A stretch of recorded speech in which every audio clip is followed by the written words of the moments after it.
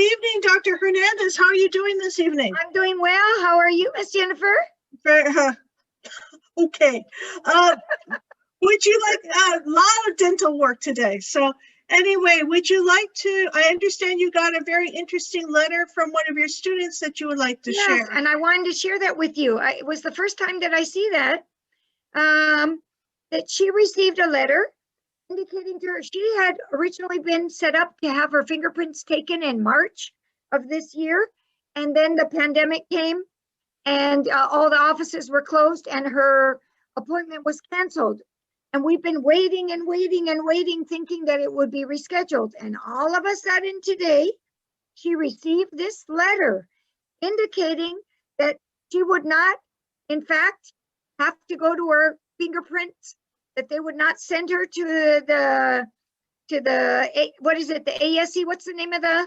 ASC. ASC, and that they were going to reuse, just like you have it there, they were going to reuse fingerprints that they already had. It doesn't say, but I remember that people have to be fingerprinted to get their green card. So at least they have those fingerprints. So the letter says that they're just going to reuse those fingerprints. And that means that their case can progress, because up until now, you know, your case cannot progress unless you have fingerprints. They have to wait for the reports to come back, you know, 3 sets of reports before they can schedule an interview. So I knew that my students were just, you know, treading water. They were waiting and waiting. And with the arrival of this letter, it indicates that there's going to be there's another way that yeah, go ahead. But we don't know if this is policy. We know it's only 2 people who have received this letter. Exactly. So we want to let other people know, and hopefully if they receive a letter, they'll contact you and see, and we'll see if this is not just for these 2 students, or if it's a more general decision. That's okay. Somehow I think, but I don't know. More importantly, is their biometrics fee going to be refunded? Yes or no? Unfortunately not. Okay, lástima.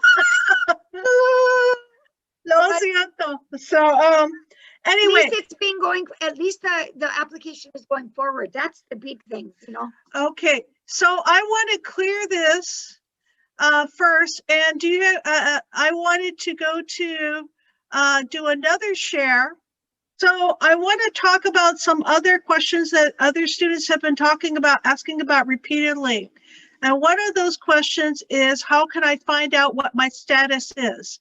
So you go to USCIS.gov, you look at tools, and here they have online tools and resources. Check your case status online. Nice. Mm-hmm. So when you check your case status online, you put your receipt letter there from when you sent in your application, your number. And they sent you back that number.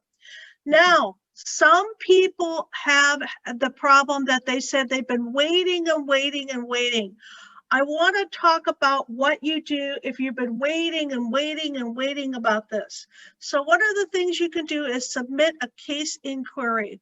And when you submit a case inquiry, you can talk about, hey, it's been a long time that they've been processing my case. So you can submit a case outside the normal processing time and ask questions related to the case taking longer to expected.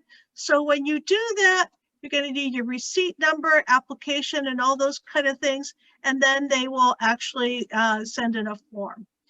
Okay, now another thing is before you do that, check the processing times. So how can you check the processing times? You go to the check the processing times, which is also available from the tools page. You go to the form, take a look at N400, application for naturalization, because most of us are applying for citizenship. And this is where you're going to check your field, select one. So this is your field service center. So what is the field service center closest to you, Dr. Hernandez? Mine is Los Angeles, no? Los Angeles. Let's see what's happening with Los Angeles. Good. So we have Los Angeles CA. Get the processing times. And it's Yeah. saying that it's taking from 13.5 months to 19 months. Oh my gosh, that's so crazy. Okay, so those are the processing times, and they have a little bit more information in there about receipt date and all that kind of stuff. So case management tools. Okay, so again, what do you need to do? You need to get very familiar with the tools. And what also helps is if you've created a case online through the USCIS tools, that's another way for you to basically track your information. So logging in or creating a US online account. Dr. Hernandez, do you have any further comments on this before we leave? No, it's just interesting. I am hoping that other people will receive. It's a good way to at least have the cases go forward. I'm just thinking about my student, because you can't go forward without having your fingerprints. Stop them running the fingerprints and finding out, you know, if you have any problems in your record. So I'm happy.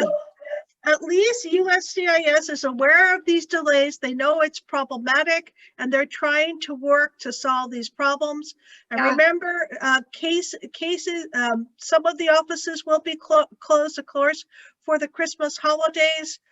So please be aware and keep a track of what's going on with USCIS. Well, I was just going to say that, for example, I have 2 students who are going to be interviewed next week. So they're not on the 22nd. They're not, you know, LA is still open because they're still working. Yeah. USCIS works really, really hard to try to deliver. Okay, thank you so much. Have a really great day. Thank you for the information. Yeah, nice to talk to you. Okay, bye-bye.